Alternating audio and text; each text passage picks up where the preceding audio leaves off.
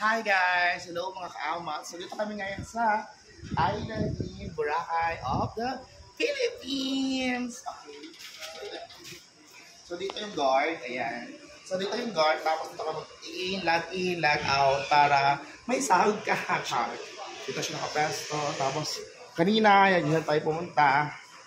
Ayan. Pero hindi na tayo pumunta doon kasi galing na tayo doon. Pagpasok mo dito, meron silang alcohol. Siyempre, kailangan, hello po. So, kailangan natin na always malayo sa COVID, gano'n, and alcohol.